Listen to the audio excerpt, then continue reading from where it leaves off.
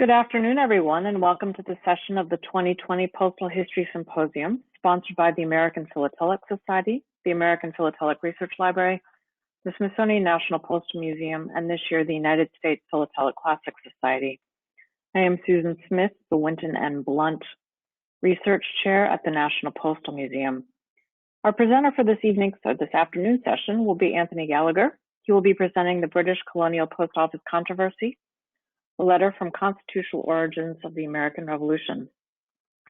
It is my pleasure to introduce Tony Gallagher, a member of the U.S. Philatelic Classics Society. His interest in postal history research began during his pursuit of a Master of Liberal Arts, 2018 at Stanford University. His graduate thesis, The Constitutional Origins of the American Revolution as Seen Through the British Colonial Post Office Controversy, began as a study of the constitutional origins of the American Revolution. This project in turn led to further research involving the British Post Office in America at that time. These are topics on which he will speak today and on which he is currently writing an article. In addition to his Master of Liberal Arts degree, Tony has completed a Master's in Telecommunications and an MBA. Tony has pre-recorded his talk, but will take questions, as I mentioned, immediately afterwards. The history of the British Post Office in America has been explored from many different angles. Some historians approach the topic from an economic viewpoint. Others uncover the history through postmarks, stamps, covers, routes, or combinations of these. These different perspectives and others have made significant contributions to our knowledge of the British colonial post. But rarely have historians considered this topic from the constitutional perspective of the British colonists living in America. That perspective is revealed in 3 episodes of controversy when they rebelled against the British Post in 1718, 1765, and 1774. I propose this angle opens a new understanding of the British Post and its symbolic role in the constitutional origins of the American Revolution. These episodes of controversy are important because they involve the same constitutional principles that ignited the broader conflict. Those principles are the right of representation and precedence. It's as if the post office controversy is a letter from the origins of the American Revolution. My goals today are modest. First, I hope that after hearing this talk, the experts in postal history and philately will look at their work and their collections in a new light. Second, historians of the American Revolution recognize that the rebellion had many origins, and undoubtedly some of the more important ones were constitutional in nature. What the British Post controversy offers these historians is evidence of the historical depth and continuity of those constitutional origins. So let's begin. I'll start with a preview of each episode before I delve into the details. The first episode took place in 1718 in Virginia. In April of that year, before the Speaker of the Virginia General Assembly opened the legislative session, he confirmed that all the members' ancient rights and privileges are continued to this assembly. Less than a month later, the General Assembly prevented the expansion of the British Post Office into Virginia because, from their viewpoint, the 1710 Post Office Act violated those ancient rights and privileges. The Lieutenant Governor of Virginia had this to say about it in his report to the Board of Trade. No sooner was the British Post noised about, but a great clamor was raised against it. The people were made to believe that Parliament could not levy any tax without the consent of the General Assembly. The next episode was in 1765, when the British government claimed the Post Office Act was a constitutional precedent for the Stamp Act. According to the government, the Constitution knows no distinction between impost duties and internal taxation, because an internal tax also is laid on the colonies by the establishment of a post office. This second quote is from Thomas Whately, the British Treasury Secretary and principal author of the Stamp Act. The third episode took place 9 years later. At the brink of the American Revolution, the people of New York encouraged their compatriots in Boston to overthrow the British post and support the American constitutional post in its cause of liberty, because the British post was that establishment upon which every other unconstitutional act had been grounded, urged as a precedent against us. All three of these episodes of conflict revolved around the constitutional principles of representation and precedence. And by 1774, the British post had become something more than just a post office. It had become a symbol of Parliament's unconstitutional and arbitrary rule. These three episodes of conflict form today's agenda. The first conflict took place in Virginia in 1718, as I said. The second was during the Stamp Act crisis in 1765. And the third occurred in 1774. I'll use these three episodes to discuss the colonist constitutional perspective of the British post and its role in the American Revolution. But first, so that you understand the colonists and their arguments, I need to give you some background about England's ancient constitution and how the colonists came to understand their, quote, ancient rights and privileges. Also, you might be wondering how constitutional rights could be contested in this period when the American Constitution was not ratified until 1788. First, don't forget, the colonists were not American, they were British. The colonists were not claiming their American rights, they were claiming their British rights, rights that were protected by the, quote, ancient Constitution of England. And second, England's Constitution is not a single written document. It's a set of principles accumulated over centuries in common law, parliamentary acts, and custom. The resulting ambiguity was one reason why colonial rights were debated so vigorously. The idea of ancient constitutional rights were fundamental to the struggle for power between the colonies and the home country. Briefly stated, the idea was that Britain's constitution existed prior to the monarchy. Therefore, the Constitution and its rights and privileges could not have been granted by the monarch, and so they couldn't be revoked by the king. In this way, the ancient Constitution safeguarded individual liberties against royal and what became in the minds of the colonists parliamentary prerogative. The colonists leveraged this idea of England's ancient constitution to maintain and expand their presumed rights and to restrain attempts by the home country to encroach on those rights. In each episode involving the British post, the colonists invoked England's ancient constitution in defense of their rights against the king and parliament. Two principles of British constitutionalism that govern these ancient rights are the doctrines of the right of representation and precedence. As some or many of you know, the right of representation is expressed in Magna Carta, and custom and the principle of precedence underpins British constitutional law. What may be a surprise is that the idea of precedence also goes back to at least the 13th century. As British subjects, the colonists considered the ancient Constitution of England as their birthright. They understood that a Briton's rights follow him, whether he's, quote, moving from London to Dover, from one side of the street to the other, or from England to America. So, when the colonists ventured to the New World, they didn't travel with just their belongings. They also brought with them this constitutional belief system. The charter of the Virginia colony is a good reflection of this. That charter granted the colonists all the liberties of Englishmen, as if they had been born within the realm of England. The colony was instructed to imitate English policy and the English form of government. And Parliament was the model for the colony's legislative branch of government.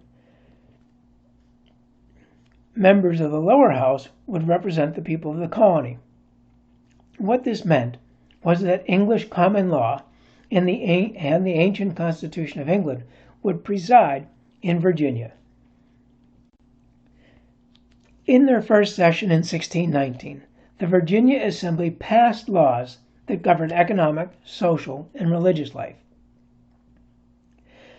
When a dispute arose in that first session over the qualifications of a representative, they defined who could and who could not be a representative of the people. They also presumed sole authority over the control of taxes from the very beginning.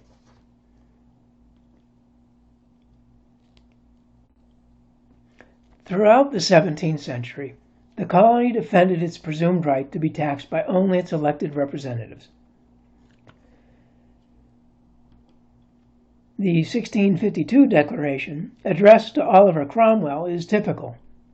The Assembly declared Virginia free from all taxes without consent of the Grand Assembly. Their 1674 petition to King Charles II pointed out that the monarchy had never imposed a tax on the colony without the consent of its subjects in Virginia. They were making the claim that by 1674 a precedent had been set and a custom had been established. Only the Virginia General Assembly had the authority to impose taxes, because for the past 55 years only they represented the freemen of the colony. The 1710 Post Office Act would test that precedent. But, as historians know, the 1710 Post Office Act was not the first British post office in Virginia. And that's important, because it allows us to compare the colony's reaction to the 1710 Act with their reaction to the first post office. That's what we'll do next. In 1692, the British Crown awarded Thomas Neal a monopoly to expand the royal post into the American colonies. You can see the letters patent here. Although many of the northern colonies adopted the royal post, the Virginia colony did not, let's say, embrace it warmly. But eventually, the Virginia colony did authorize the Neal Post Office. This is the Virginia law that enacted the post office based on Neal's patent. There wasn't going to be much mail, though. Neal's deputy didn't expect much because the tobacco ships could still carry letters to England, and very little trade and communication took place with the other colonies. The significant item for us, though, is that the Neal patent didn't set the postal rates. Rates were determined by each individual colony because the Neal patent stipulated that postage would be such rates and sums of money as the planters shall agree to give.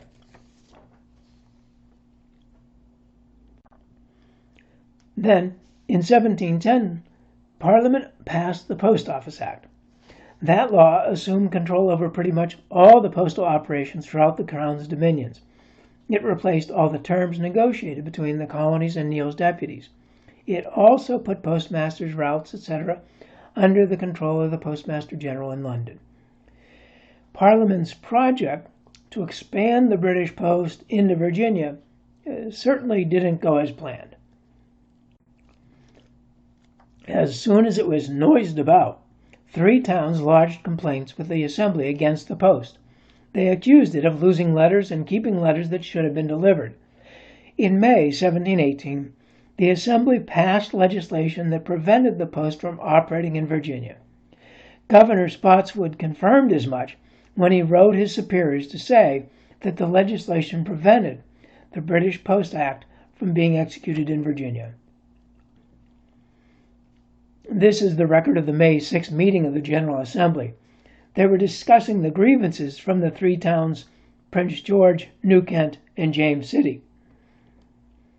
And here is a draft of the legislation the Assembly passed. But why? Why did they oppose the 1710 Act when they had accepted the Neal Post? Well, maybe it was because of higher rates or poor service. No. They opposed the British Post for a much more fundamental reason. The 1710 Act encroached on their rights. In the case of the 1710 Act, Parliament set the postage rates, not the Virginia Assembly.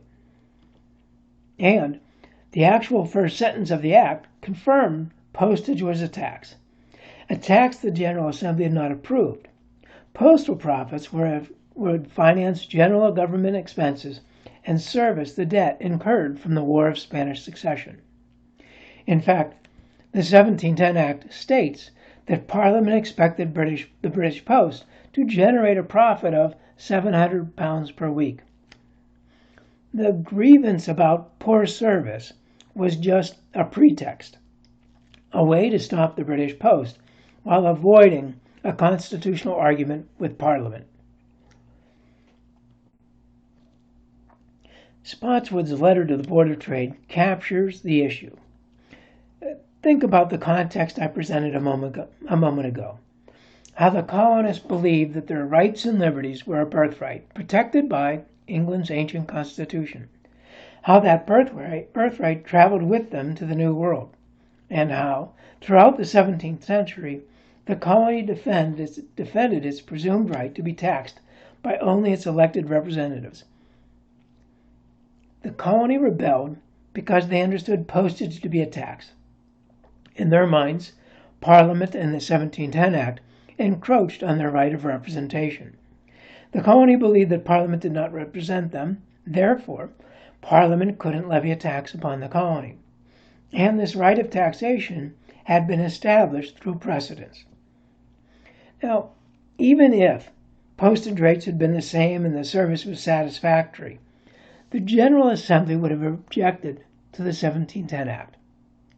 Otherwise, the Post Office Act would establish a new and dangerous precedent of parliamentary taxation. That belief in the ancient rights of the British Constitution carried on through the 18th century and is evident in the next episode of conflict that involved the Post. The Post played a supporting role in this episode of controversy when the British administration claimed that the Post Office Act was a precedent for the Stamp Act of 1765. About this supporting role, John Philip Reed observes that the British administration considered the Post Office Act an indisputable precedent of a colonial tax and the one precedent that most troubled Americans. Although the Stamp Act was eventually repealed, this episode taught the colonists just how dangerous the British Post could be to their ancient rights. It also helps us understand the colonists' perspective when 9 years later they moved against the British Post. In 1765, British Prime Minister had two problems. Britain had won the 7 Years' War 2 years earlier, and now they were faced with the financial challenge of funding the protection of their new American territories. The colonies generated far too little revenue to pay for their own protection. So the Prime Minister decided a stamp tax was the solution. It would generate a lot of revenue, plus collection was efficient and economical, and enforcement was very straightforward. However, his ministers warned him about his second problem, a constitutional problem. The colonists would argue a stamp tax was unconstitutional because such a tax was unprecedented. Grenville needed a precedent to counter their claims. He decided the Post Office Act was just the thing. Before Parliament passed the Stamp Act, the British administration published a long essay that defended the constitutionality of it. Thomas Ottley authored that essay. And in his essay, he referred those stubborn colonists who needed a precedent for a stamp tax to the 1710 Post Office Act. As a monopoly enforced by the power of the state, the Act prohibited conveyance of letters through other means. Parliament, not local colonial assemblies, set the postage rates. Plus, the Act itself declared it was a tax with the objective to enable Her Majesty to carry on and finish the war. Whately's conclusion? Postage was a tax, and because of long usage by the colonies, it was a precedent for a stamp tax. Therefore, the Stamp Act was constitutional. I especially like how a British satirist captured Whately's argument. Postage is a tax on folded paper. The Stamp Act is a tax on unfolded paper. If the colonists accepted Whately's claim that postage was a tax, then the 1710 Post Office Act would be a precedent for the Stamp Act. And that would mean the Stamp Act was not novel, but instead authorized by custom and the constitutional doctrine of precedence. The Stamp Act would become binding law. This is why the 1710 Post Office Act troubled the colonists so much. The Stamp Act and Whately's defense of it set off a barrage of newspaper articles ridiculing the tax and his attempt at a precedent. The story in the New York Gazette was typical. Whately's hunt could find nothing that even their unlimited audacity could call a precedent, but the statute for establishing a post office in America. The colonists denounced Whately's thesis as ahistorical and unconstitutional. The Post Office Act was not a tax, and therefore not a precedent for one. Another article argued it was unfair to cite as a precedent our submission to an unconstitutional proceeding, although then unattended with an evil consequence.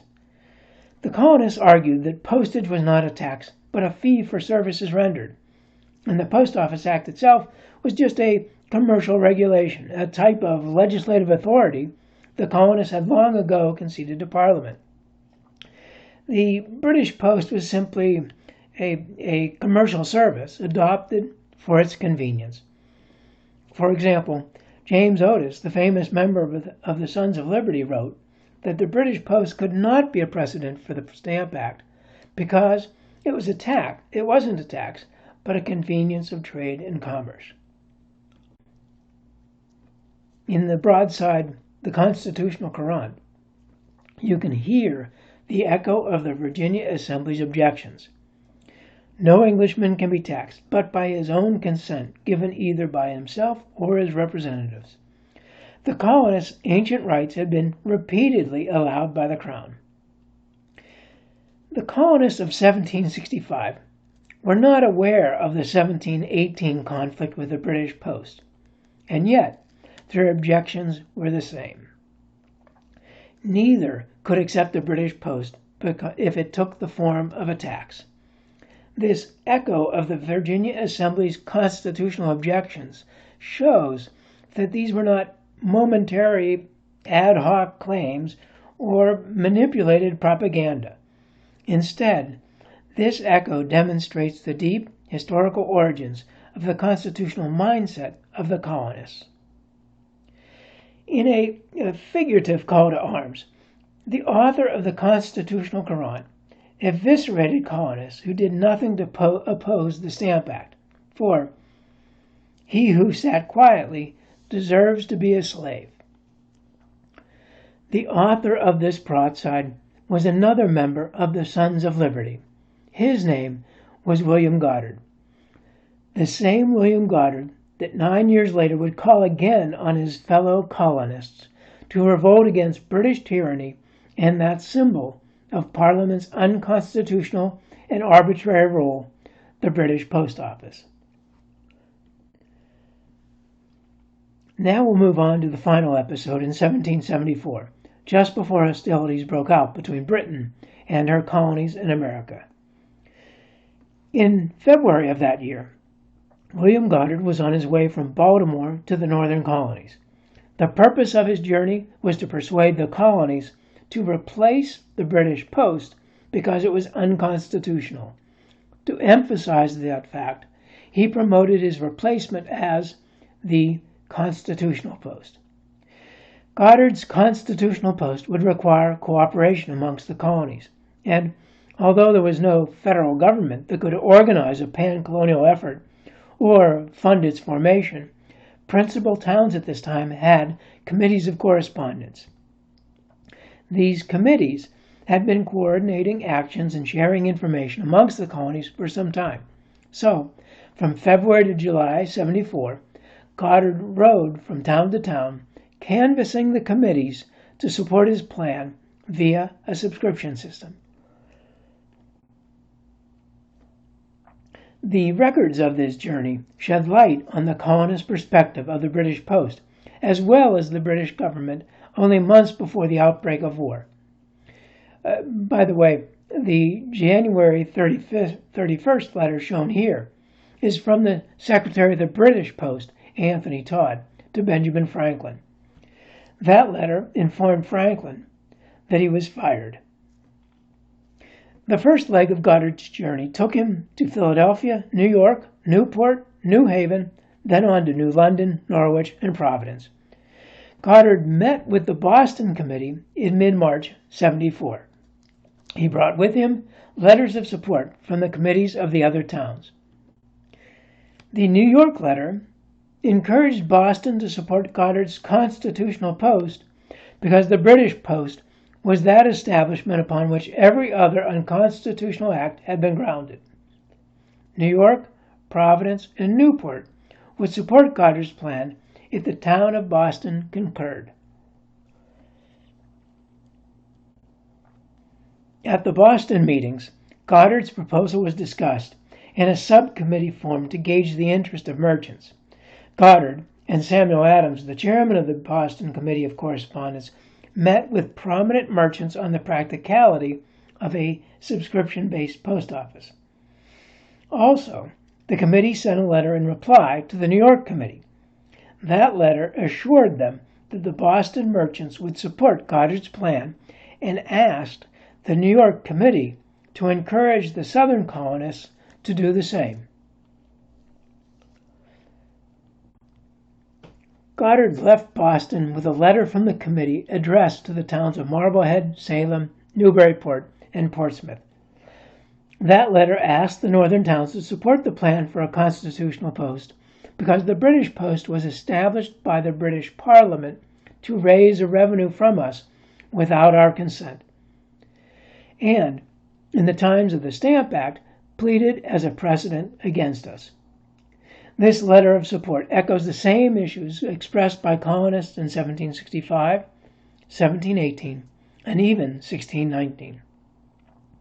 Just like the 1718 Virginia Assembly, the Boston Committee claimed the colonists were not represented in Parliament. Now, as you might imagine given the time period, that letter to other committees included two new reasons to oppose the British post. Those reasons were confidentiality and colonial unity. There was no mention of these in 1718. Well, Goddard returned to Boston in mid-April with letters of support from the other committees. And on May 2nd, the Boston Gazette announced the plan for establishing a new American post office. Everyone was talking about it, and several meetings had been held. There was now an 8-point plan that included subscriptions to cover the startup costs of post offices, riders, and postmasters. The plan also called for surplus operating funds to be redistributed to posts running at a loss, and any system-wide profits to be reinvested in the Postal Service. The Gazette also announced the successful subscriptions. In order that the plan be carried into execution, we, the subscribers, promise to pay the sums annexed to our names. On about May 3rd, Goddard left Boston with his letters of support, heading to Newport, Philadelphia, New York, and other southern towns. After meeting with the other towns, Goddard returned to Baltimore in the late spring. On July 16th, Goddard disclosed the culmination of his plan in the Maryland Journal newspaper. He expected by the 5th of September the Constitutional Post would be operational, built on the ruins of one that has for its basis the slavery of America. September 5th was an important date for him because on that date the Continental Congress would meet in Philadelphia. He drafted the proposal to Congress you see here. He expected Congress to assume responsibility for the Constitutional Post. It did not. His proposal was tabled. No reason is given in the records. However, it was most likely because Congress was in the middle of drafting a petition of reconciliation to the king when Goddard's proposal was considered on October 5th. How do you think that petition would have been received by the king if, on the same packet boat, he received news that Congress had voted to replace his British post? Although Congress didn't act, the colonial assemblies did. By the spring of '75, colonial administrations had seized postal operations in several colonies. The battles of Lexington and Concord accelerated the seizures and pushed aside congressional ideas of reconciliation. In July 1775, Congress authorized an American post office. Subscriptions were unnecessary given the federal authority of Congress. If postal expenses exceeded income, the deficiency would be, quote, made good by the United Colonies. Benjamin Franklin was elected the Postmaster General, and William Goddard was appointed the surveyor of the new American post. 45 days later, the September 1st issue of the Virginia Gazette reported that William Goddard, surveyor of the Constitutional Post Office, had arrived in Williamsburg on a tour through the United Colonies to establish offices in the principal towns. In October, the British Postmaster General was forced to write that it was impossible to establish the posts through New England. Since the Constitutional Postmaster General has established posts, the British post had but very little business, not enough to defray the expenses of the riders. On December 25th, 5 months after Franklin's appointment, and 7 months before the Declaration of Independence, the British post in America ceased regular service. On the ruins of the British post, the colonists built America's first pan-colonial institution, the Constitutional Post, an institution founded in defense of British and what became American constitutional principles.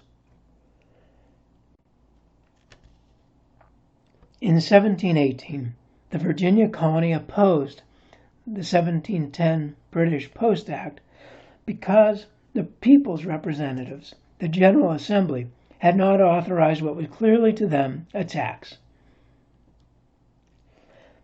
The colonists in 1765 challenged the Stamp Act for the same reason.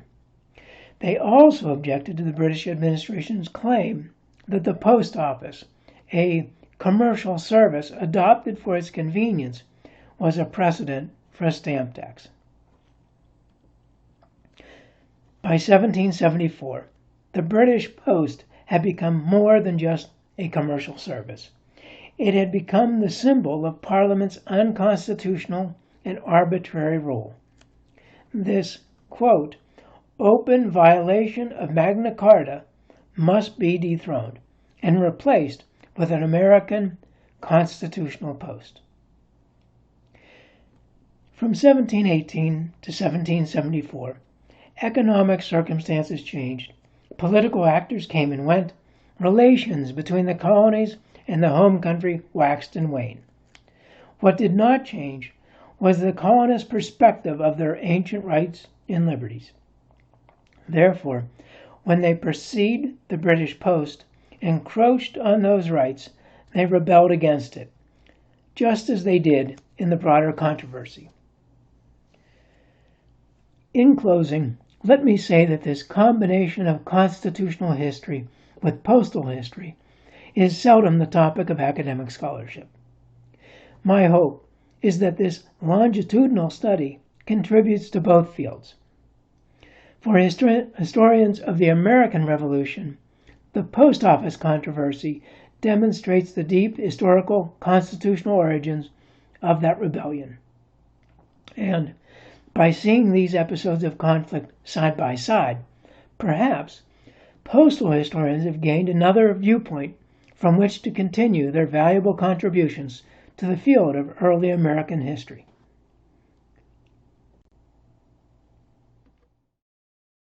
Thank you so much, Tony. It was fantastic. Given that more than 50 years had passed between 1710 and 1764, was the conversation in the colonies ongoing over those 50 years, or did it revive when the prime minister was looking for precedent and brought up the 1710 Postal Act? Right. The conversation about constitutional rights and liberties and privileges in general, of course, continued. I haven't seen through the records any additional discussion regarding the post office and constitutional rights. And so you're right, when Prime Minister Grenville brought up or tried to use the Post Office Act as the precedent for the Stamp Act, that's when it reignited again the belief that it was a tax. And I can't remember the gentleman's name, but a historian in England makes it very obvious that the Post Office Act was recognized at that time as a tax. It was intended to be a revenue tax. Okay. And why the three cities that you mentioned? I believe they were James City, Prince George, and I don't remember the third. Why those three cities in particular? I couldn't say that I know enough about those three cities as to why they lodged the grievances. It could have been the distance from Williamsburg, but I'm not sure. Mm-hmm. Okay. And who appointed Dr. Franklin? Was this a referendum of some sort, or how did that process take place? Actually, Dr. Franklin spoke the other day, just yesterday, I don't recall. And Tim O'Connor knows this better than I do, but Dr. Franklin was appointed at least twice that I can recall. Once was to be a deputy postmaster general, along with Fox. Well, I forgot the other fellow's name, but that was to the British Post Office. And it just so happens that it was Spotswood, who was at the time the postmaster for the British Post Office in 1950, I think it was. He appointed Franklin and another fellow to be the British Postmaster General. Then for the American Post Office, it was the Second Continental Congress in 1775 that appointed Franklin as the postmaster of the American Post Office. So is there any sense that Goddard was bitter that Franklin was appointed the postmaster? There is. I haven't found it directly in the primary sources, but in the secondary sources, many people talk about a few things. One, apparently Goddard owed Franklin money. And it's one of the reasons why Franklin and others would not have voted for Goddard to be the postmaster general, from why the Continental Congress wouldn't vote him in. Because there was a belief that he would abuse that new authority, or not abuse, but he wasn't a very good financial manager at all. Okay. So yeah, Goddard was quite bitter about not being appointed. That's one reason why he wasn't appointed. He did a lot of work, and he was fairly well recognized for it. I could actually share one slide here. All right, there we go. So when I was talking about Goddard, it was in 74 that he was riding through the colonies to try to create this constitutional post. And as I said, in October of 74, the Continental Congress did not assume responsibility for it. And many postal historians have talked about Goddard's efforts and whether or not it was very effective. Indeed, it wasn't very effective initially, but by 1775, after the Battle of Lexington, the efforts he had put forth began to show fruits. And this slide here, shows some of the results of his efforts. In 75, in the spring of 75, in May, the Connecticut Courant announced the initiation of Goddard's Constitutional Post Office, and they actually call it the Goddard's Constitutional Post Office. And then the towns begin to establish post offices and postmasters, as I mentioned. And a number of towns, Watertown, Portsmouth, Newport, and Providence, actually passed resolutions establishing these post offices. Providence is one that actually mentions Goddard or the wording constitutional post. And a number then of towns then have successful subscriptions. And they say, we, the subscribers, do fully approve of Mr. Goddard's plan for establishing a constitutional post office in America. And in this case, in Stanford, they recommend Mr. Ebenezer Weed as the postmaster there. They also mentioned that they expect that the Continental Congress will assume control of these town post offices when the time comes. A few weeks later in May, the New York Journal lists Goddard's post offices. And you can see here, Ebenezer Weed is listed for Stanford. And then in late May, or maybe early June, the New York Journal advertises that the New York Post Office, the Constitutional New York Post Office, is open for business. My last piece of evidence of Goddard's efforts here is a letter from Joseph Warren, in which he references on the cover, uses the words constitutional post. So it seems to me that Goddard was quite influential in forming what eventually became the American Post Office, although he did not receive a whole lot of benefit from it himself. And the entity created in 1775 was called the Constitutional Post by the Continental Congress?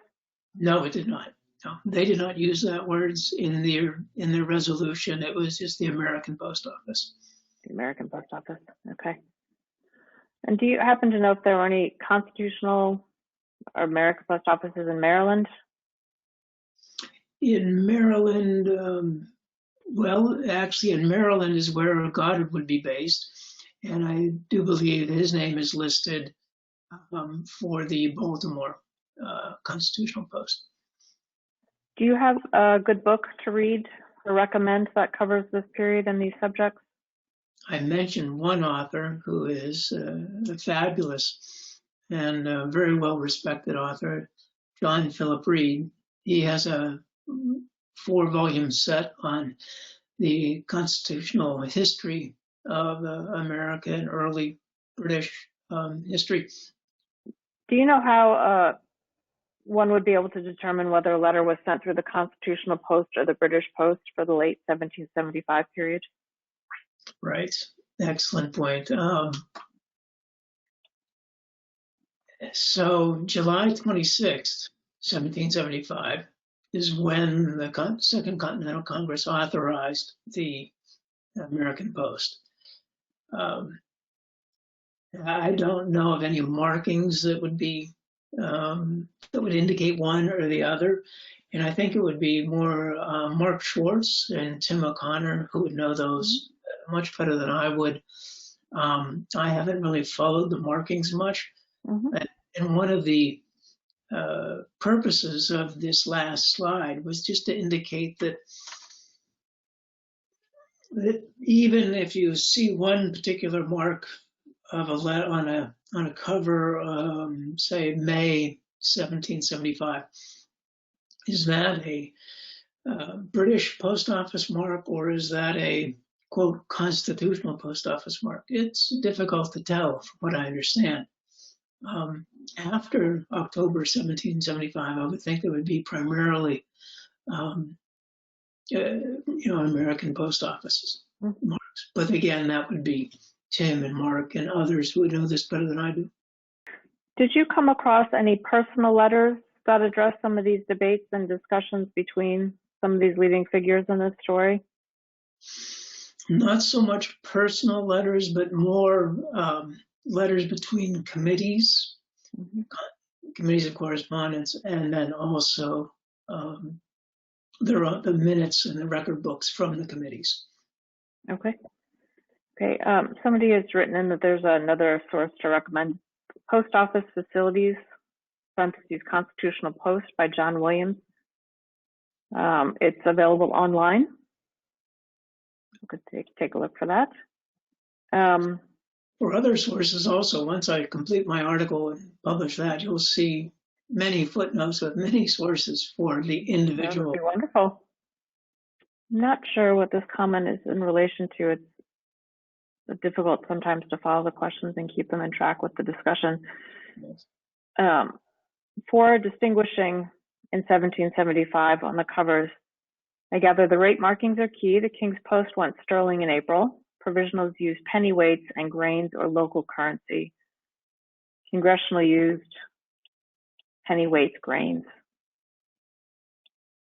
Okay, thank you for the person that sent that in.